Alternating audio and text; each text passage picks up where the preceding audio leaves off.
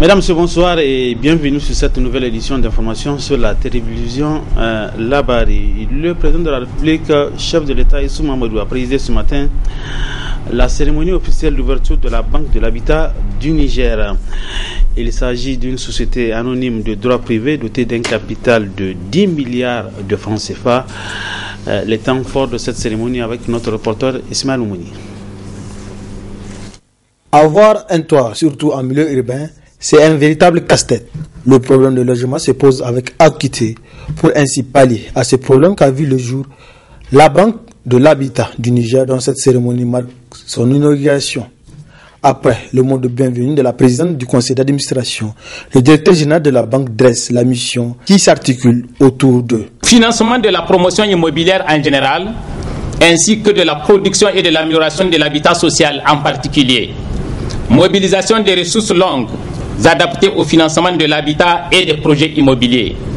Proposition de toute gamme de produits et services bancaires innovants à la clientèle des salariés, des entreprises et des coopératives de l'habitat.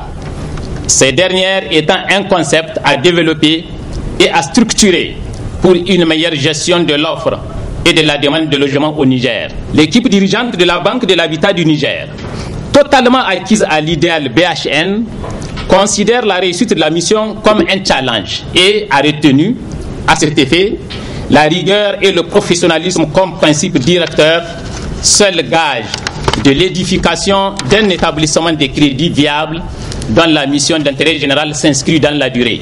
Cette banque ne verra pas le jour sans la volonté manifeste du président de la République, comme en atteste l'intérimaire du ministre des Finances. Au Niger, la question du financement de l'habitat constitue encore une source de préoccupation majeure au regard des énormes besoins en matière de logement qui sont évalués à environ 40 000 par an. Notre présence massive à cette cérémonie traduit l'engagement personnel et la volonté politique de son Excellence Alhaji Issou Mahamadou, président de la République, chef de l'État, ainsi que de son gouvernement, à la tête duquel le chef du gouvernement, son Excellence Brigitte Raffini, a apporté des réponses idoines aux grands défis de l'heure, à savoir la recherche du bien-être pour les populations nigériennes, et en particulier à leur offrir un habitat décent et accessible à tous.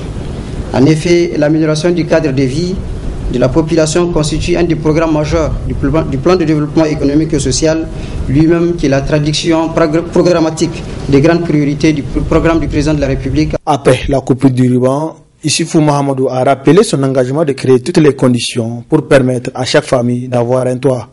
Avec toutes les mesures que nous sommes en train de mettre en œuvre de réduction de la pauvreté, la classe moyenne deviendra de plus en plus importante et la demande de logements décents va aller en s'accentuant. Par conséquent, il nous fallait un instrument pour faire face à cette préoccupation. Et l'instrument, c'est la Banque de l'Habitat du Niger.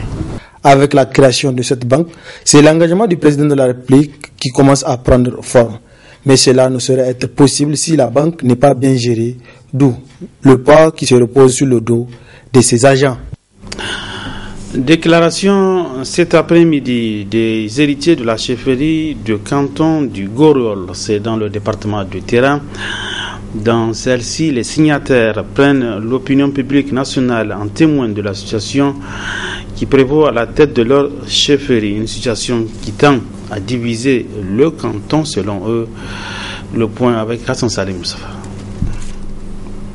Ils sont tous des héritiers de la chefferie de canton du Gorwal dans le département de Terra, région de Tillabéri. Ces hommes, femmes et jeunes se sont retrouvés pour dénoncer ce qu'ils ont appelé les manœuvres de déstabilisation de leur chefferie entreprises par le sieur Haruna Bambelo.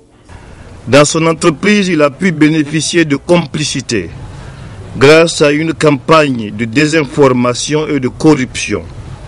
À 2 reprises, en août 2013 et en juillet 2017, les héritiers de la chefferie de canton du Gorwal ont clairement indiqué qu'ils n'accepteront jamais comme chef de canton un imposteur, car n'étant pas un ayant droit au regard de la coutume et de la loi.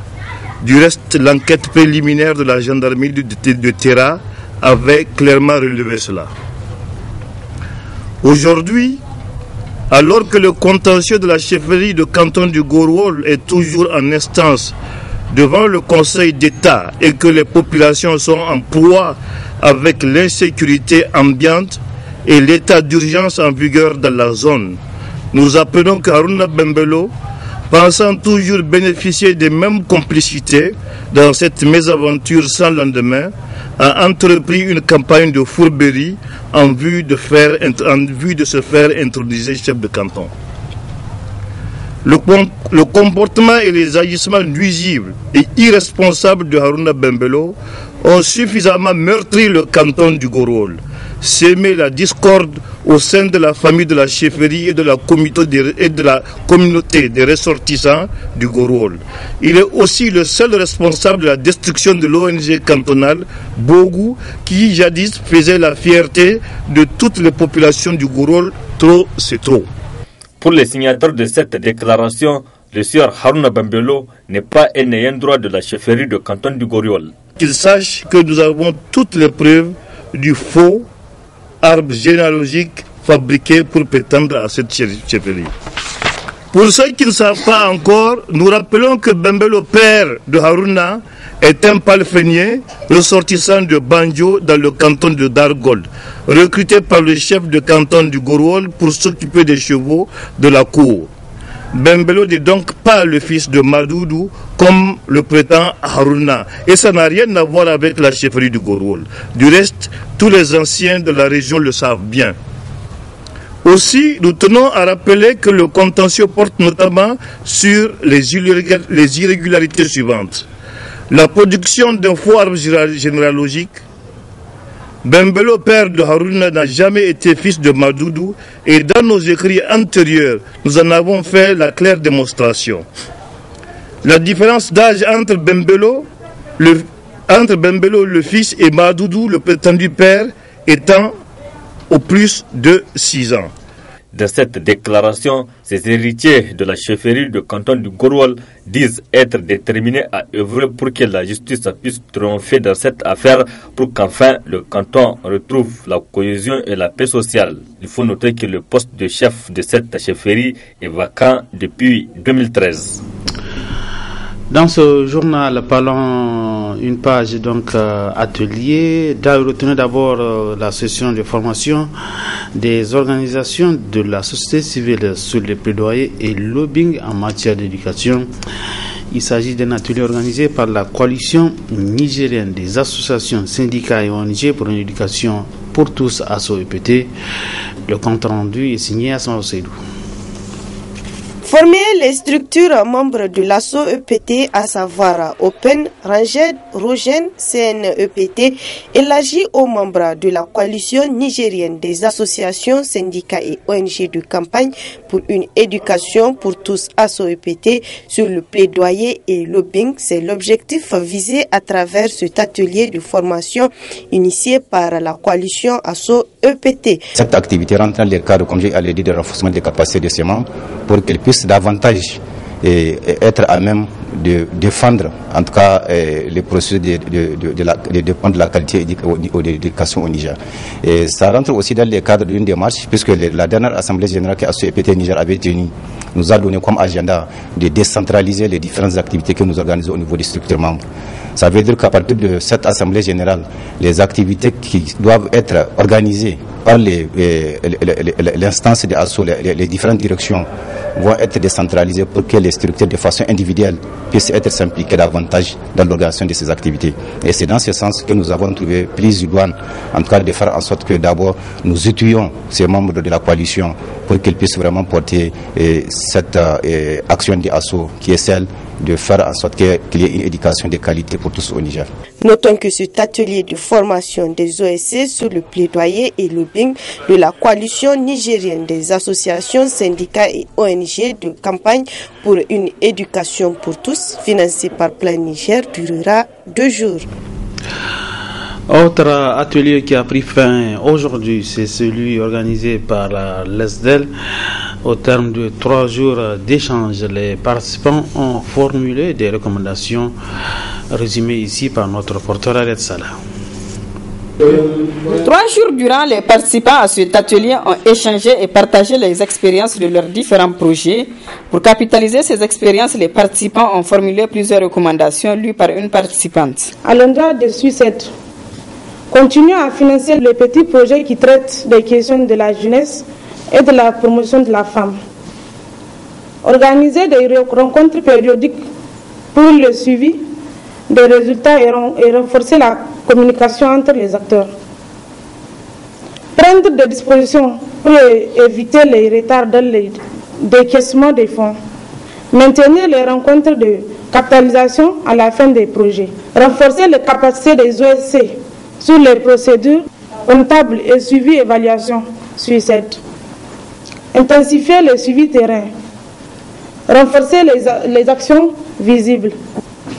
À l'endroit des partenaires de mise en œuvre des projets UNICRI, impliquer davantage les autorités administratives, communales et coutumières, prévoir des synergies entre les différents projets mis en œuvre, mise à l'échelle de certaines stratégies porteuses aux autres zones d'intervention de suicide, renforcer les acquis des projets, intensifier le renforcement de capacités des bénéficiaires, améliorer les bénéficiaires à cofinancer les initiations de développement communautaire, initier les projets d'analphabétisation fonctionnelle, initier des voyages d'études pour échanger les expériences innovantes. En tant qu'organisateur de cet atelier, le SUS aide à se réjouir de la qualité des échanges. Je me réjouis du fait que les uns et les autres ont vraiment rempli leurs engagements.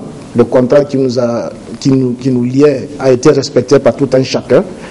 Et je veux espérer que les expériences justement que vous avez échangées vous ont permis de vous découvrir mutuellement. Parce que chacun a bénéficié de la subvention de son côté. Et je pense que ce genre de rencontre, comme vous l'avez si bien recommandé, est une très bonne chose pour permettre aux uns et aux autres non seulement de se connaître, mais également de véritablement capitaliser les expériences. C'est le lieu aussi de vous encourager effectivement à créer des conditions de synergie pour raffermir, n'est-ce pas, les contacts entre vous et nous et entre vous-même pour pouvoir aller de l'avant.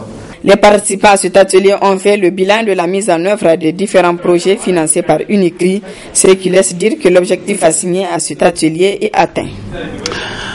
Autre atelier qui a atteint ces objectifs, c'est donc cette session de formation qui a été destinée donc aux agents du groupe de presse radio et télévision Labari, et c'est sur le thème de l'utilisation des réseaux sociaux. Renforcer les capacités des agents du groupe de presse Labari sur l'utilisation rationnelle des réseaux sociaux en vue de fidéliser leur audimat. Telle est la mission assignée à cet expert de CFI qui a durant 4 jours apporté son expertise à ses agents. Aujourd'hui, les gens s'informent de plus en plus par les réseaux sociaux. Les journalistes, les médias traditionnels ont perdu ou sont en train de perdre le monopole qu'ils ont eu jusqu'à présent sur la production d'informations. Donc, qu'on le veuille ou non, les gens se tournent vers Facebook et vers WhatsApp pour s'informer. Alors, ça peut être une chance, comme ça peut être aussi une grande menace. Tout le monde a un téléphone qui n'est plus qu'un téléphone, c'est un ordinateur, c'est un appareil photo, c'est une caméra vidéo, et les gens sont témoins d'événements. Ils voient les choses, ils prennent des photos, ils prennent des vidéos. Et si on sait utiliser cette matière première, ça peut enrichir la couverture médiatique de la télévision au Niger. Mais avant de l'utiliser, il faut bien entendu vérifier. Et c'est ce qui m'a amené ici cette semaine. L'idée, c'est de former des journalistes à savoir chercher l'information dans les réseaux sociaux, à savoir vérifier surtout, pour faire la différence entre le vrai et le faux. C'est la première fonction d'un journaliste. La fonction première d'un journaliste, ce n'est pas de raconter des histoires. Tout le monde peut raconter des histoires. La première fonction, c'est de vérifier. On a besoin de pouvoir se fier à des professionnels comme vous pour nous dire après ce qu'on doit croire, ce à quoi on peut se fier. Donc, c'est ce qui m'a amené cette semaine. Je les ai sentis très réceptifs et le petit plus, je l'espère, c'est surtout dans les techniques de vérification d'informations parce que on dépend de vous, les journalistes professionnels, pour nous aider à nous y retrouver dans cette espèce de tsunami de fausses informations qui nous tombent dessus dans les réseaux sociaux. Il faut qu'il y ait des professionnels qui soient compétents pour rapidement pouvoir nous dire, remonter à la source d'une vidéo pour dire est-ce que ça vient vraiment du Niger ou d'ailleurs, remonter à la source d'une photo ou de n'importe quel type d'information. Donc j'espère que c'est cette partie de la formation, les techniques de vérification de l'information, on dit aussi fact-checking en anglais, ça fait bien, mais en fait c'est de la vérification de l'information. J'espère que c'est ça qui va vous bénéficier le plus. Cette formation est la suite logique de 2 séries de formations à Dakar pour des journalistes de 15 pays de l'Afrique francophone, organisées par CFI dans le cadre du projet Média 360. En séjour dans notre pays, notre compatriote professeur en sciences sociales, Kabiru Umaru, s'est confié à la radio et télévision Labari. Il a parlé de cette question d'actualité, à savoir la migration, notamment ses avantages pour des pays comme le Niger. Kabiru Umaru était candidat aux élections de la ville de Liège, c'est en Belgique. On écoute un extrait de l'interview qu'il nous a accordé. Pour moi, c'est une opportunité et un honneur pour moi, un honneur pour le Niger de me voir faire partie de cette équipe des campagnes communales, à la rencontre en tout cas des citoyens liégeois pour travailler pour Liège et aussi pour en tout cas participer en tant que immigré, en tout cas dans la vie active de la ville qui m'a adopté. Et cette expérience m'a donné en tout cas une certaine réflexion vis-à-vis de nos pays, notamment africains, et particulièrement le Niger, où le Niger est reconnu comme étant un pays de transit à travers l'immigration, de pouvoir faire en sorte que l'immigration soit en tout cas prise en compte dans le cadre de développement de notre pays. Parce que l'immigration permet à ce qu'on rencontre en tout cas des expériences, des personnes qui ont une expérience, des personnes qui sont un capital, on peut le dire, humain important dans la vie d'un pays. J'ai l'habitude de dire à nos compatriotes en Belgique que avant, nous sommes fiers d'être nationalistes. Et quand on voit en Europe, les nationalistes, on le voit comme étant les extrêmes gauche ou les extrêmes droite. Les nationalistes, c'est ceux qui ne veulent pas d'autres personnes évoluer dans leur pays. Donc il faut quelque part que nous puissions aussi penser à revoir notre façon de voir par rapport aux personnes venues d'ailleurs. C'est une richesse pour un pays. Il faut quelque part qu'ils soient impliqués dans la vie active, dans la vie sociale, dans la vie politique. Je me rappelle bien, lorsque Tanja était candidat à la présidence, je peux dire, d'idées pour le combattre de l'opposition, c'est dire qu'il est étranger. Il ne faut pas élire un étranger. Et or, ce message, moi personnellement, lorsque j'ai vécu mon expérience en Belgique, je n'ai pas eu cette expérience, cette conception du voir. Malgré que j'ai une couleur de peau différente, j'ai une origine différente, on ne m'a pas parlé de mon origine. On m'a accueilli, on m'a pris comme étant quelqu'un qui s'est investi pour sa ville, pour son pays, quelqu'un qui a apporté et qu'on peut compter sur lui pour pouvoir apporter encore plus dans le rayonnement de la ville et du pays. Et je pense que ces choses, nous devrons le faire. Nous devrons essayer de pouvoir impliquer en tout cas les personnes qui sont venues d'ailleurs, compte tenu de leur expérience, compte tenu de leur bagage intellectuel, de leur bagage, en tout cas de leurs idées pour le développement du pays. Du sport dans ce journal, le tirage au sort de la CAN U20 qui va se dérouler en février prochain dans notre pays a eu lieu hier après-midi dans les locaux du centre technique de la FENIFOOT. Les 8 équipes qualifiées pour cette CAN connaissent désormais leurs adversaires et le Niger qui est logé dans la poule A en compagnie de l'Afrique du Sud, du Burundi et du Nigeria. Les temps forts de ce tirage au sort avec Hassan Salim Moussafa. C'est désormais clair. Les 8 équipes qualifiées pour la Coupe d'Afrique des Nations de football total U20 connaissent leurs adversaires au terme du tirage au sort jeudi nuit à Niamey. Occasion pour le président de la Fédération nigérienne de football FENIFOOT de revenir sur les performances du Niger dans différentes catégories. De 2011 à aujourd'hui, le Niger a participé à 2 CAN, 2012 et 2013. Un championnat d'Afrique des Nations en 2016, sans occulter celui de Khartoum en 2011, 2 CAN de la catégorie des cadets du moins 2015 et 2017, une Coupe du Monde des cadets en 2017 et bientôt une CAN au Niger, donc des U20 et Inch'Allah une Coupe du Monde de la catégorie. C'est dire, mesdames et messieurs, que le régime de la 7e République, sous la conduite éclairée de son Excellence Issoufou Mahamadou, président de la République, est intimement lié aux résultats élogieux que nous avons engrangés dans les compétitions internationales. Comment pouvait-il en être autrement quand nous avons eu toujours l'oreille attentive et compréhensive du président de la République en personne? Ainsi, les 2 groupes sont composés comme suit. La poule A est composée du Niger, Afrique du Sud, Nigeria et Burundi.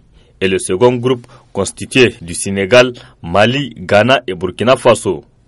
Au niveau des instances de football des pays participants, l'on s'est dit confiant. Toutes les équipes qui sont parvenues à ce niveau sont toutes meilleures. Par conséquent, nous allons nous préparer davantage, comme nous l'avons déjà fait. Le modérateur là a dit que le Burundi a créé la surprise en éliminant le tenant du titre, la Zambie.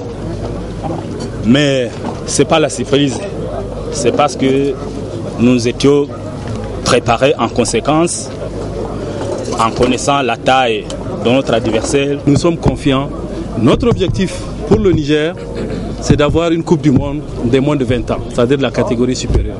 Et je pense que, vu actuellement les performances de toutes les équipes, nous avons les moyens de faire cette performance. Et Inch'Allah, on va terminer parmi les 2 premiers de notre poule. C'est ça notre premier objectif.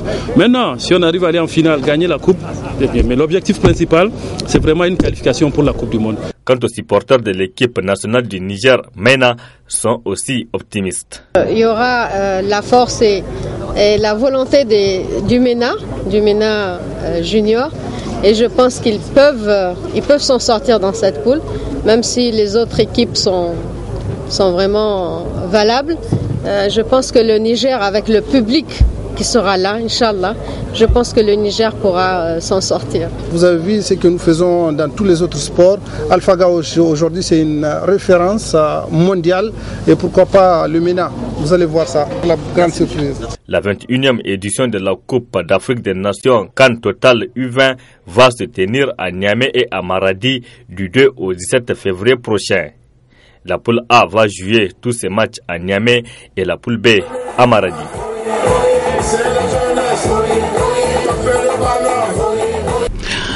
Et cette brève, le MENA Junior qui se trouve actuellement à Lomé où il participe au tournoi UFOA B.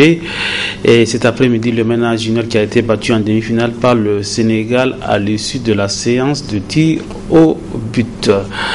Point final de ce journal, mesdames et messieurs, merci à vous de l'avoir suivi. Bon week-end à tous, bonsoir.